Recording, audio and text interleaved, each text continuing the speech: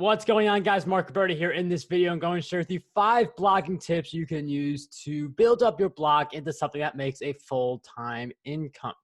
And a big part of making the full-time income through blogging is to have multiple income streams. It's really tempting to just rely on one income stream that really works well, but the issue with that is if that income stream dries up, you have nothing to fall back on. And with more income streams, it's easier for you to hit any income goal. So if you want to make money through blogging, let's say just through Google AdSense, which a lot of people love Google AdSense in the beginning, and it's certainly great to make money through using Google AdSense, but it's not going to be the one thing that you should rely on. So if you have one source of income, and even if we're talking affiliate marketing where there's certainly a lot more meat to that bone, you have to make over $8,000 each month with that one strategy. But if you have 10 different income streams, and each of those only has to produce a little more than $800 per month. So the more income streams you have, the math just works out and makes it a little easier. You can do training courses, books. If you don't have any of that stuff, you can just promote other people's products as an affiliate.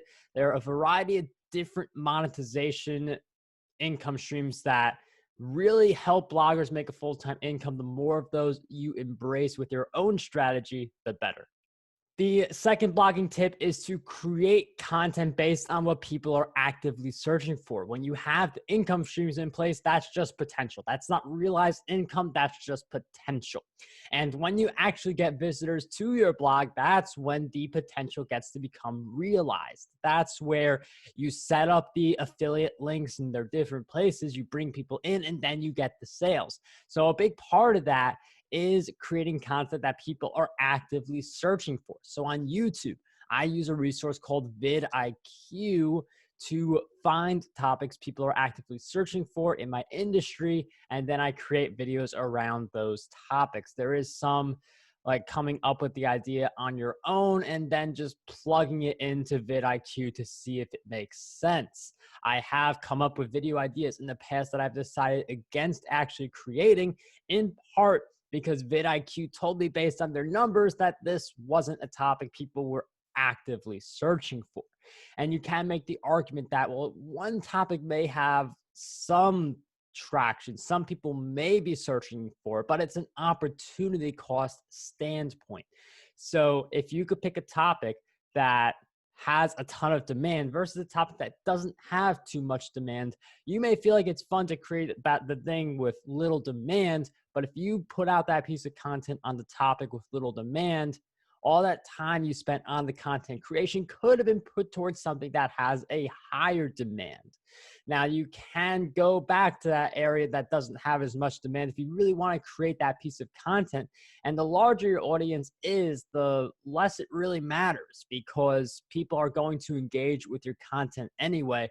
It will always matter, but you do get to the point where people see your name, they see you came out with something new, and they just decide to watch that content because they like you, they like your brand and all of the work that you're doing. But at the beginning, focus on things that people are very actively searching for. And even in the middle and when you're super successful with your platform, that should still be a core part of your strategy.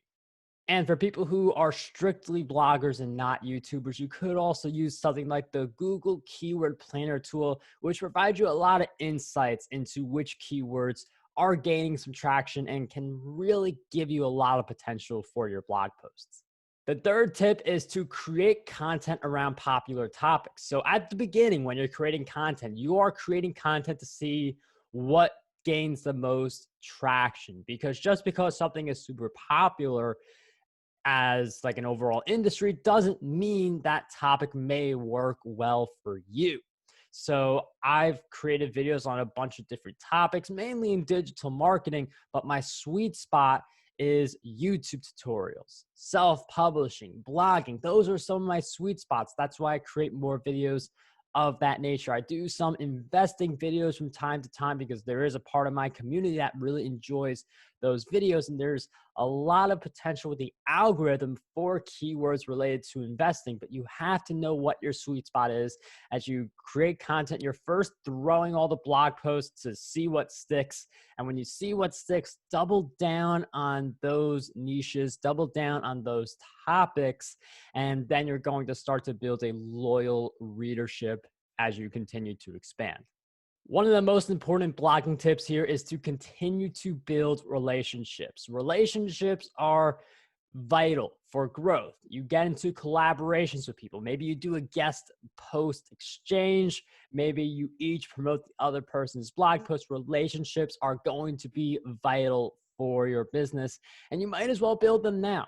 So look for bloggers in your industry and just reach out to them. A lot of people, they want to be contacted. They have the contact me form. They have their email address in some cases readily available. Contact these people, reach out to them and build relationships. One of my favorite ways to start a relationship is to invite the person on the podcast, whether it's Breakthrough Success, Ditch the Job, or Profitable Public Speaking. And that allows for a 20 to 30-minute conversation, which is more than enough to speed up the relationship building in most cases. You can also tweet these people's content, share their stuff with your audience, and make sure you tag them in the process, and do this repeatedly so that they see you are really an engaged reader, making the effort to share their content with your audience. That's another great way to accelerate any relationship.